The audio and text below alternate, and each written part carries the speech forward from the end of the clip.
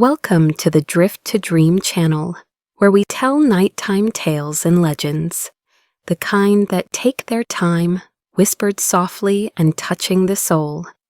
Make yourself comfortable, cover yourself with a soft blanket, and feel the air become softer as the world outside the window slowly fades into darkness.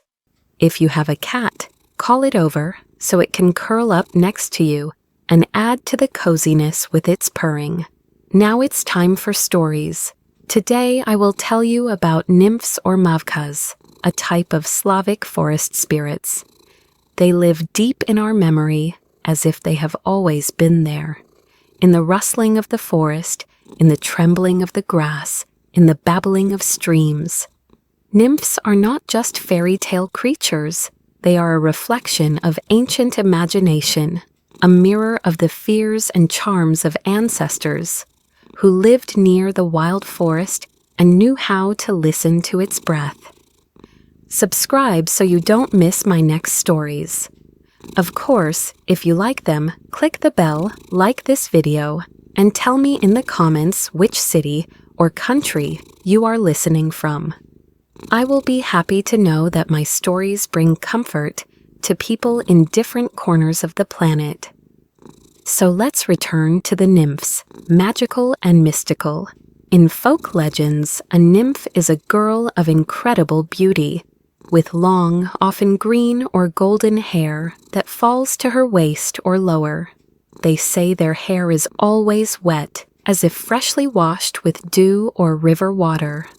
Their clothes are light, transparent, sometimes completely absent, because mermaids themselves are children of nature, and shame is a foreign concept to them. But there is one feature that distinguishes them from any earthly girl.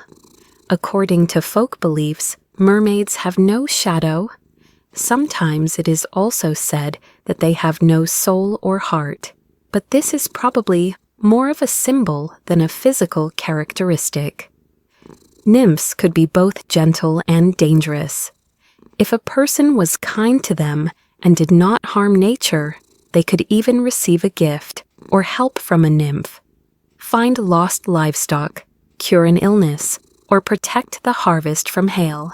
But if a person showed disrespect, the nymph could lure the offender into the thicket, from which there was no escape. Some say that nymphs can enchant with their songs. Their singing is a mixture of tenderness and sadness, a melody that pierces the heart, makes you forget everything, and follow the sound, even if it leads you into a dark forest. There are legends where this singing carries a warning or even a call to flee, but for the most part, it is a trap from which there is no escape. It is particularly interesting that nymphs were imagined differently in different regions of Ukraine. In Policia, they are more like forest spirits, almost incorporeal, with long, thin arms.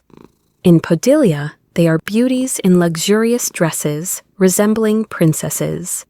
In the Carpathians, they were often confused with nymphs and mermaids, and then a Mavka could live both in the mountains and near mountain streams.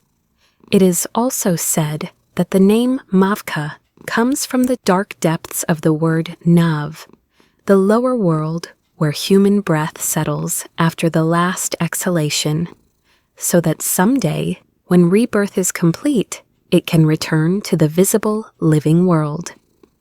Mavkas are the shadow of that road, like a warm whisper on the edge. They are not quite here, but not quite there either. The forest loves them. It gives them green corridors, grassy floors, trees with hollows like doors. The fields welcome them gently, in the rows of grain, in the trembling cornflowers. Water sometimes lends them its sparkle, although water spirits are a different family. Mermaids, sisters in charm, but with a different character. Mavka is recognized by her gait, lighter than a bird's wing, by her white shirt reaching to her heels, by her braid that looks like a torn thread of dawn, or conversely, like a dark path of the night hours. They say that from the front she is a girl, but from behind she is a reminder of death, an empty womb, a heart that no longer beats, like a stone in a well. And one more thing, a wreath. The forest nymphs is made of leaves from the tree where she lives. The field nymphs is made of flowers and ears of grain. The mountain nymphs is made of small, pungent-smelling mountain plants. They move as if to the beat of music that someone once heard on the edge of sleep but forgot the notes. Nymphs are free and dangerous at the same time. They protect you when you respect them and destroy you when you despise them. Old people said that they are especially lively during Navsky week, that strange time which was called differently in different places and was not always celebrated on the same day. Just imagine, the village stands in alert silence. Women do not touch the earth or trees, so as not to disturb those who wake up in another dimension. Bread and sour milk are left at the edges of fields, and small gifts are placed under the roots of trees in the forest. You may not believe it, but inside you still take half a step more quietly, because it's calmer that way, because it's more comfortable for the soul. They say that most often the souls of girls become Mavkas, those who were broken by love, or those who came into the world and did not have time to receive their names. There are also those who became Mavkas of their own free will. They met one and could not resist the spell of suggestion, or perhaps they were looking for the beauty that the gods did not give them at birth, and here they found the promise of eternal youth and beauty. But there is always a price to pay. In fairy tales, it rarely comes in the form of money. I promised, and I will tell you about each of them, not with theses or a reference book, but with a living thread of narrative, like a night journey from pine to willow, from meadow to ravine. Listen, first you come to the edge of the forest, where birch trees tremble like white candles. There lives the one whom the elders called Berezitsia. She is like the first snow in March, still cold, but already very light. White-haired, slender, her fingers like notes when they touch the air. When Berezitsia dances, men forget where they were going. Not because she calls them, but because the whole forest breathes her steps at that moment. She is not afraid of damp places and cold mornings. She is the very essence of morning clarity. And there is something in her that does not forgive deafness. If you go into the birch thicket with rudeness in your heart, you will not return the same person you were, if you return at all. A little further, where the river likes to stretch out its arms and water the willows, lives Verbitsia. Her braids are green, not from grass dye, but from the glare of shadows in the water. Her eyes are the same.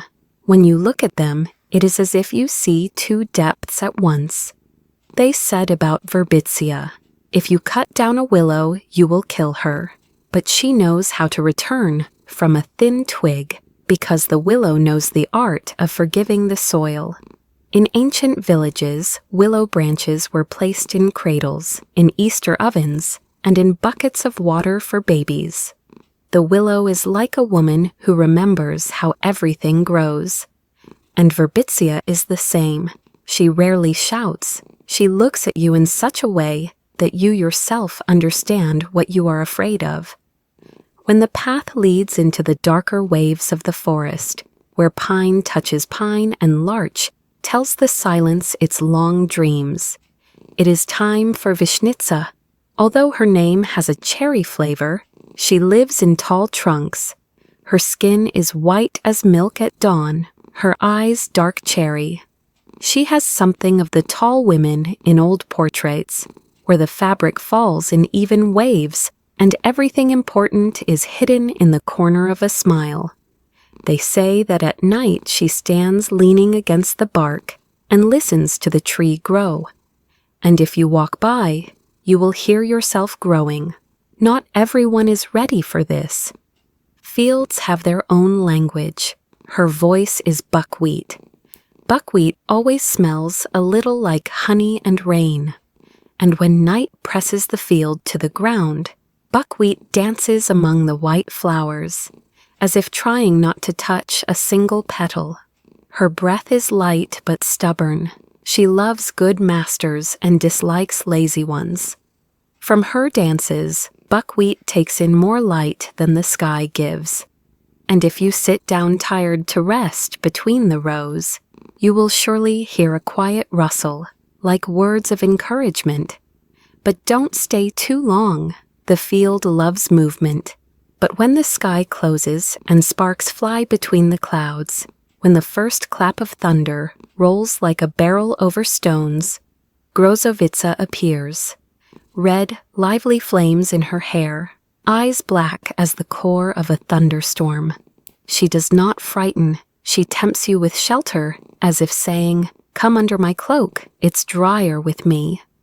Do not believe her. She is like fire in the palm of your hand. As long as you look at it, it is beautiful. But if you touch it, there will be no more pain, no more hands. She is born where darkness loves power and disappears as suddenly as the first laugh after fear. The pear tree is different. She is kind and quietly sad, like autumn, knowing your failures and not judging you. There is always something homely about a pear tree, a rounded shadow, the sweet smell of leaves, warm bark. Pear trees are sung about in old songs. The pear tree is thin and tall, the cradle is silver, the young lady is graceful. It is as if someone very gentle chose this tree as their home long ago. They say that she was once a young woman who withered away from longing and turned into a tree. Since then, her soul has been learning the slow happiness of fruit. Do not break the pear tree. Do not destroy what has already been lost. Ask, and it will give you the sweetest fruit of its garden. In the blue of dawn, when the stars are still visible, and the smell of grass and milk is in the air, the wonder appears. She sits at the edge of the forest and stares at the light so intently, as if catching a thread between her fingers that leads you somewhere where there are no evil words. She does not feed on the strength of the living. She breathes what is difficult for people to bear, curses that are sometimes thrown in despair. The Wonder Woman can remove them if you answer her questions. It doesn't have to be correct. The main thing is to be interesting and honest. She loves interesting answers. They make the curses settle like dust on the grass. The oak tree is a completely different story. It is home to Dubitsia, the power of the tree that remembers the names of the winds. Dubitsia knows how to come into dreams. She takes the face of the one you want most, or perhaps the one you want to run away from, and lays heavy and sweet visions on your eyelids. It is better not to sleep under an oak tree. Its shadow is deep, and its roots go very far, almost to the bottom, where Nav begins. They say that whoever falls asleep under an oak tree before noon will wake up as someone else, and whoever falls asleep after noon may not wake up at all. The harvest smells of sweat and sun. It is there at noon that Jalizia appears. She is not evil. She is painful. Her stories are about loss, about insults, about injustice, long and sticky, like the heat. You sit on the edge of the field, feeling tired and kind, and now you are listening, nodding, sympathizing, and she drinks your empathy like a well drinks rain. Then you get up, a little stiff, a little callous, and you don't understand where your sympathy has gone. The sting does not kill the body, it stifles the heart. The remedy is simple. Do not talk for long at noon when the earth is hot. And keep a sprig of wormwood with you, not for magic, but to remember moderation. Another field flower is the cornflower. She has a golden braid and cornflower blue eyes. She can turn into a lark and sing where the sky touches the field. She falls in love easily. She sees how you carefully walk around an anthill, or how you slowly straighten your back so as not to break the ears of grain, and she already carries you in her song. But be careful with this love. Sometimes she hides those who reciprocate her feelings simply in the rye, as a flower or a blade of grass on the edge. To be close to her means to be here, in the field, forever. There is always a warm, healing hand in the forest, Conifernitia. Its scent is easily recognizable from afar, sage with a slightly bitter, clean aftertaste.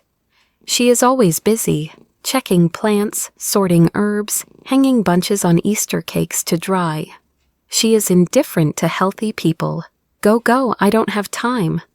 But if she senses a sore spot in you, she won't let go. Drink this, smell that, lie down here, be silent for 3 days. She can over-treat you to exhaustion, or if you can talk to her for a long time and interestingly, lead you out of your illness onto a warm path. Conifernitia has her own laws. The main thing is to listen. Next is Katranitsa. She is as bustling as a freshly lit stove. She will greet you like a true hostess. Sit down, try this, here are some mushrooms, here are some berries, here is some fresh bread. Don't rush to thank her. Her basket often hides toadstools and wolfberries, and her generosity can turn out to be a test. Her haste is also magic. She tempts you with convenience. Eat quickly, it's so convenient. No need to cook for a long time. But convenience without attention is sometimes dangerous. Take only a handful and politely refuse the rest. The forest respects politeness. But when night lowers her hair to the ground, Kosana comes. Her hair is black, heavy, smells of night, and that is where its power lies. She is not evil, but she is not gentle either. She is like darkness, omnipresent. Her hair can entangle your arms and legs like a spider's web. But don't struggle, it will only make things worse. Offer her a comb. Let me comb your hair, say, and comb slowly, long as if reading aloud, a thread of an old text. With the first roosters, the power will recede. Just don't take her comb with you.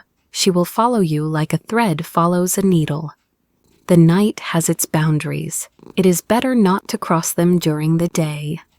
And so they come one after another, like grasses in a meadow, each with its own scent, character, and purpose. And each tests you not with fear, but with attention.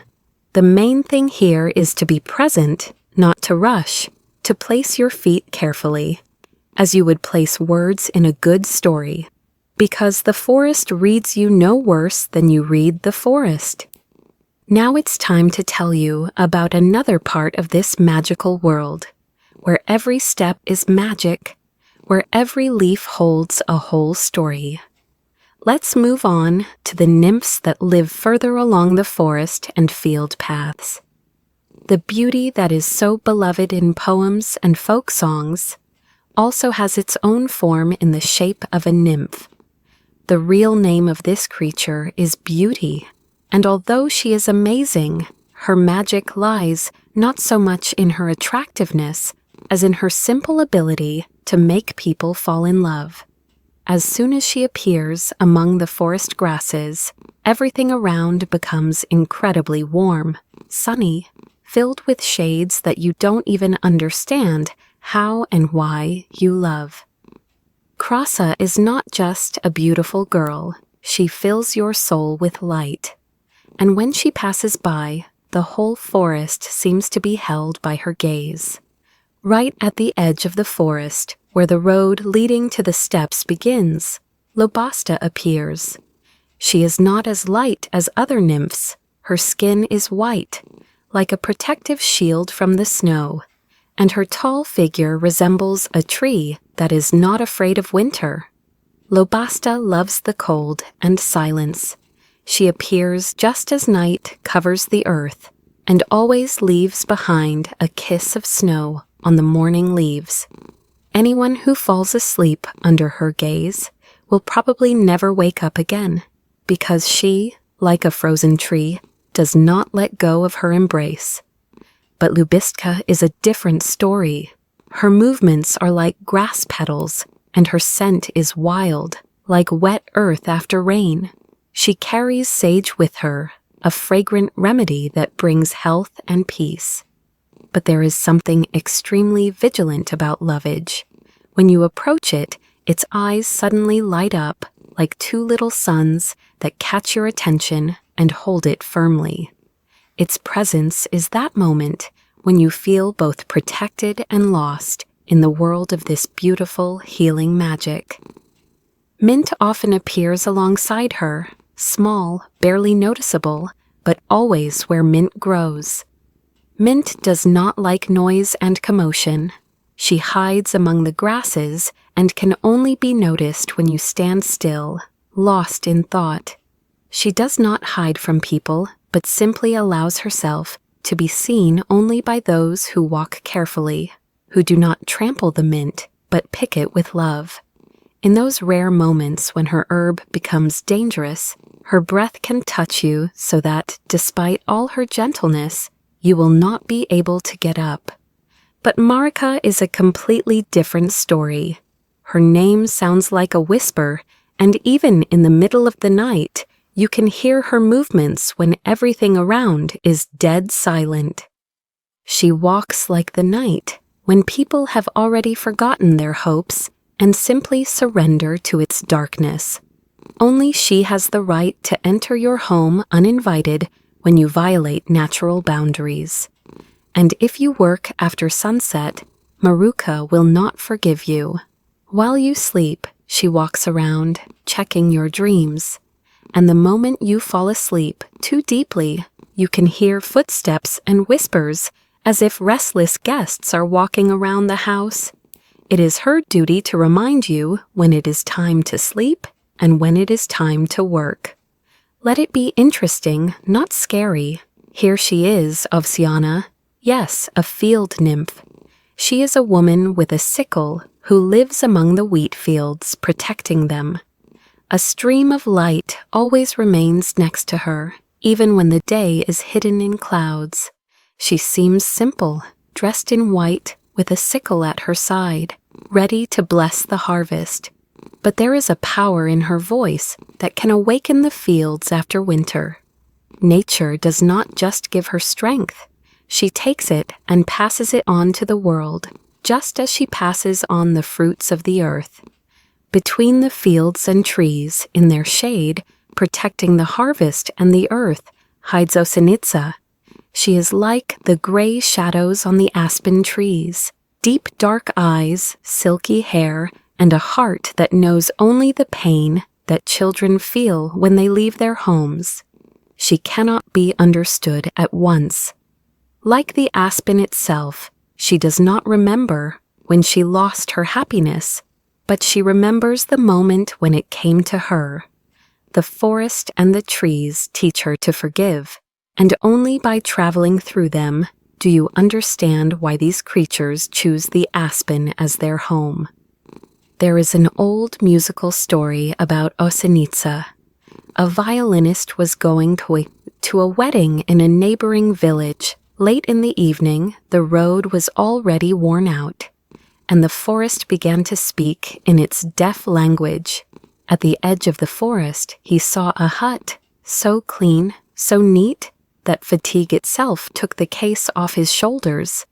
Inside there was a tavern, laughter, light, and musicians asking, "Play for us." And by the window there was a girl with brown eyes that listened and remembered. The violin spoke like water under ice, and gold poured into his hat, heavy, real, with the rustle of happiness. And in the early morning, when the rooster's voice cut through the air, the violinist woke up under an aspen tree. His cap was full of yellow leaves. The violin was high up on a branch, so high that he had to climb up, scratching the bark with his fingers and knees. And behind him, a light laugh, as if someone had checked whether he could tell a holiday from a mirage. The wasp is not evil. It teaches that a nighttime gift without grateful attention turns into leaves. The heat is already rolling across the field, and you don't need numbers on the clock to know it's noon.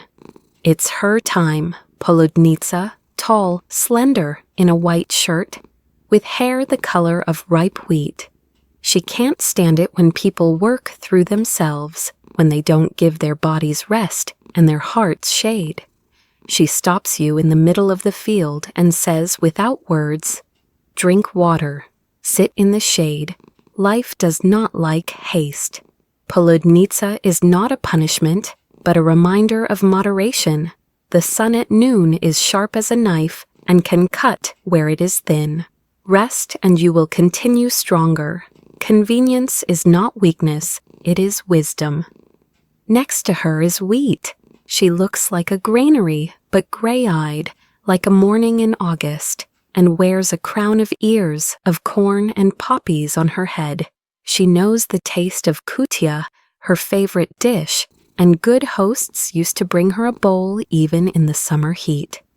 They would place it on the border, cross themselves, and quietly give thanks.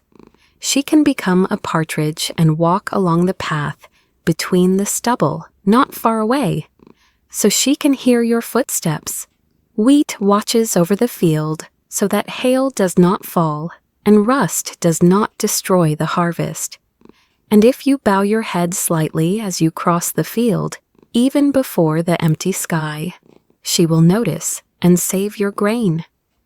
Even earlier, before everything else, Rositsia, you don't need to see her coming. The grass hears her. She collects transparent beads on her eyelashes and walks through the meadow so quietly that even the grasshoppers stop chirping. Shepherds leave her bread and sour milk, a modest gift that smells of bread and childhood. Rosie is the morning mother. Because of her, there is less dryness, fewer cracks, and more breath in the world. From somewhere deep in the forest comes Senyava, a small blue spot on the skin, timid like a reflection of water in the shade. They say she was once a mermaid and did not love the water. Such things happen. Nature does not distribute love in pairs.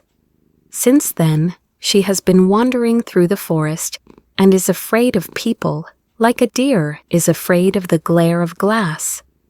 If you meet her, don't call out, don't draw her in with words. Just stand still for a moment like a tree. Stand quietly and let her pass. And something good will come out of your silence. This is how the forest teaches cautious kindness. Slavica is like an evening in early September. Her hair is dark lilac. Her eyes are the color of a slow dusk. She cannot stand thoughtlessness, broken branches, gnawed bark, wasted fruit.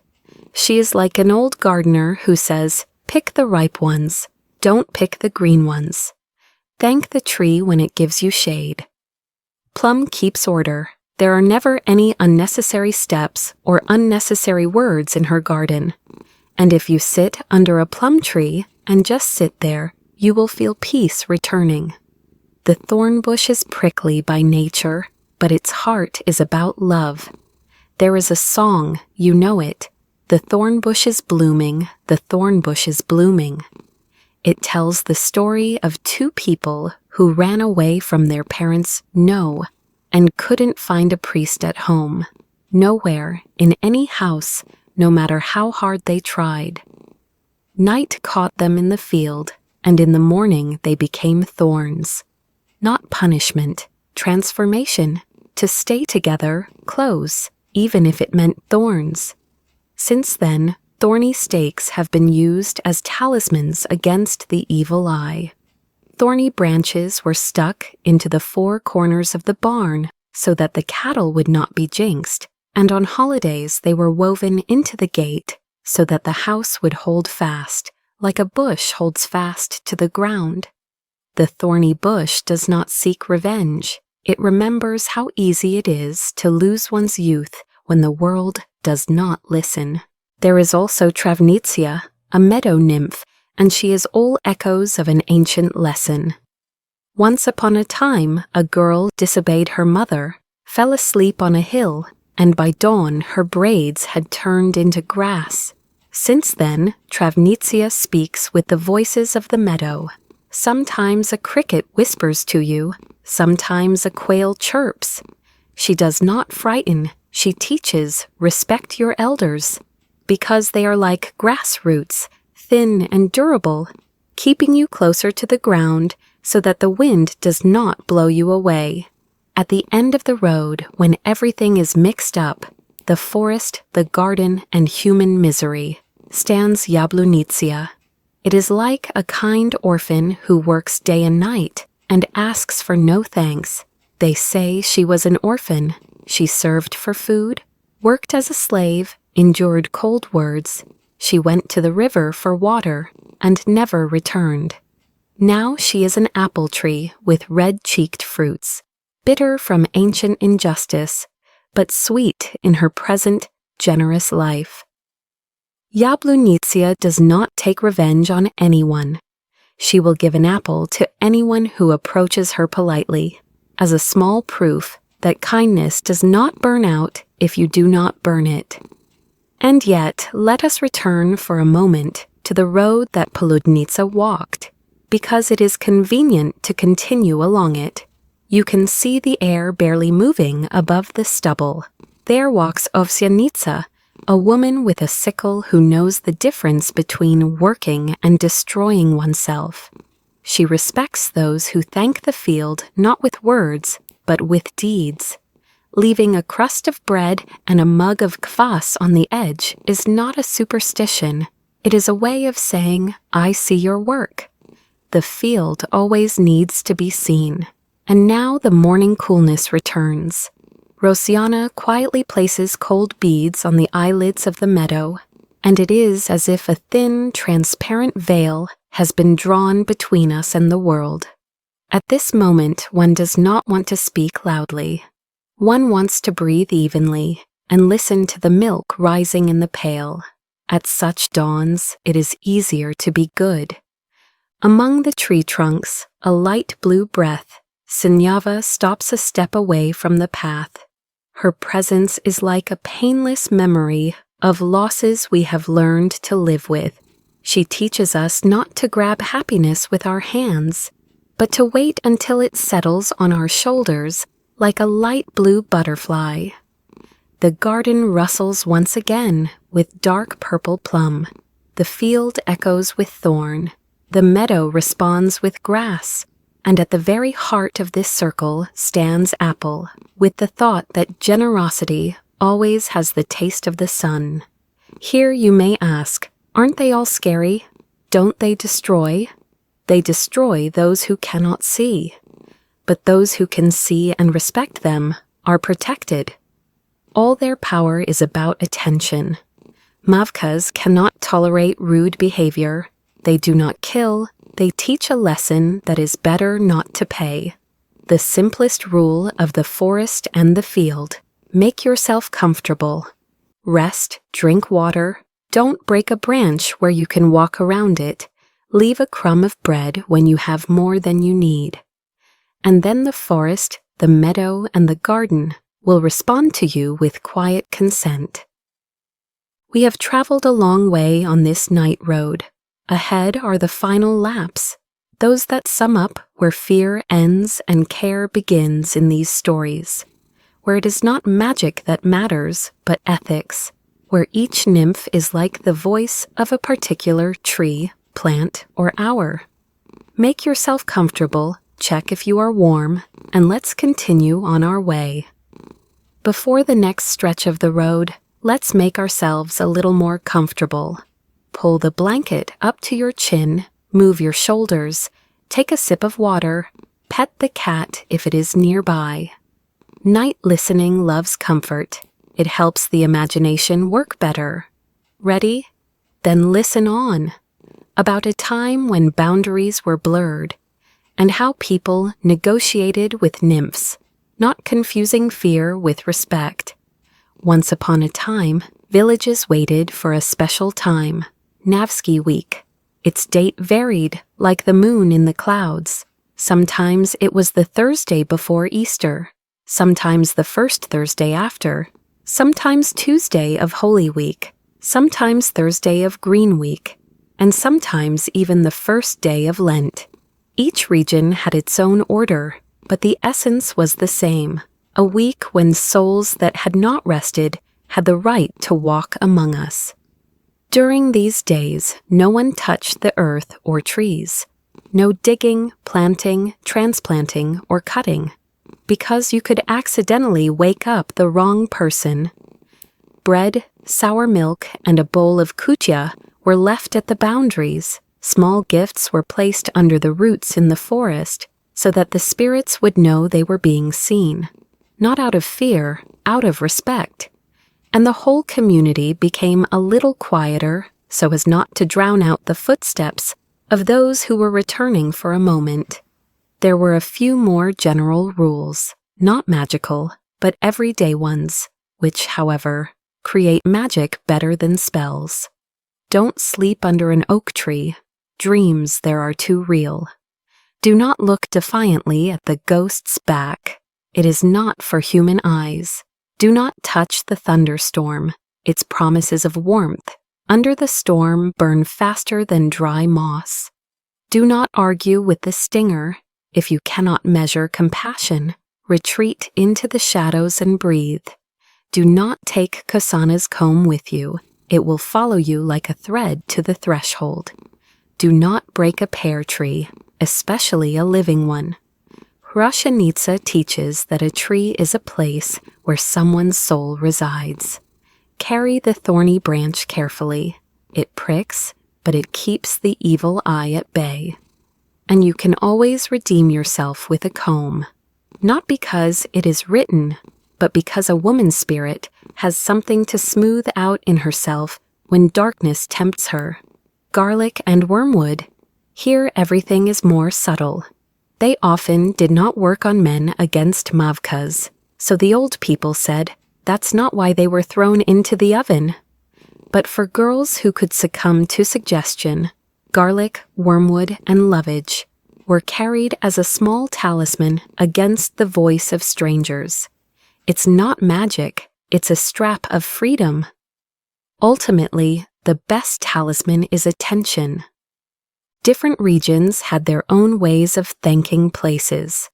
Under the willow tree, a thin willow twig in the cradle, so that the child would grow quickly. Near the stove, dry willow branches, so that the bread would rise properly. In the bucket for the baby's first bath, a pear twig for a fruitful life, and a spoonful of honey for sweetness. At the boundaries, bread and sour milk for the field guardians. In the meadow, a few crumbs laid out in the morning, so that the dew has something to return home with. No one taught this from books. It's just more convenient to live this way, when you know who to say thank you to and for what. Of course, there were other voices. I won't let you go. I'll take you away. I'll lure you. But the longer you listen, the more obvious it becomes. In these stories, fear is only the top layer. Underneath it lies the ethic of mutual attention. Forest, field, herb, and border fairies are not about fear. They are about boundaries, what is possible, what is worthwhile, what is better to put off until tomorrow. They are about rhythm, day for work, night for sleep, spring for planting, Navsky time for silence, noon for a sip of water, morning for dew, evening for a kind word to those around you. And when you follow the rhythm, you understand how comfortable it is to live in such music. One more thing. Fairies forgive respect, but they do not forgive frivolity. The garden remembers your footsteps. By the way you walk, it knows if you are one of its own. the field remembers hands, whether they harvested the grain carefully or tore it roughly. The forest remembers your back, whether you bow to the trunk when you pass under a branch. Water remembers your tongue, how you speak to those who cannot be seen. These are all simple things, laid out on shelves like towels in a chest, and together an ancient agreement between the living and the almost living. So when your next Navsky Thursday comes, remember not what is forbidden, but what the pause is for. A pause is also an action. It saves you from unnecessary movement and unnecessary words. And where there is no rush, it is easier to hear how Rozyanitsia removes the night from the grass, how wheat quietly shines, how Travnitsia sighs from the breeze. And maybe, somewhere here, on the edge of these sounds, you will feel the forest placing a friendly shadow on your shoulder, light as a friend's hand. And then a short summary, not about fears, but about convenient and honest rules of coexistence, tested by many generations. They are as simple as bread and as solid as bark. A pause is also an action. The Navsky week exists not for prohibitions, but to slow down the pace. When you are not digging or chopping, you hear those you usually drown out. Moderation is the best protection. Noon is for rest, morning is for dew, night is for sleep. Break the rhythm, and Marka will come and remind you. Respect is better than spells. Leaving a crust of bread and a mug of kvass on the threshold is not magic, but gratitude. Under the roots there is no trash but a small gift. A tree is also someone's biography. Do not break what is alive if you can avoid it. Words have weight. Divachitsia and osanitsia show that curses and bad words are not empty sounds. Someone has to carry them.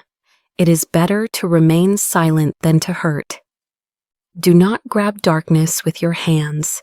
Do not sleep under an oak tree. Do not seek warmth in flames. During a thunderstorm, do not take Kosanin's comb with you. Boundaries are not a prison, but a form of security. Compliments also heal. Lyubistitsa retreats from sincere praise, just as people retreat from kind attention. Measure your sympathy. The sting teaches us, without a bowl, you will spill your heart and be left empty-handed. First, drink yourself, then you will have something to share. And here are some interesting facts, not invented, but those that shine through our stories.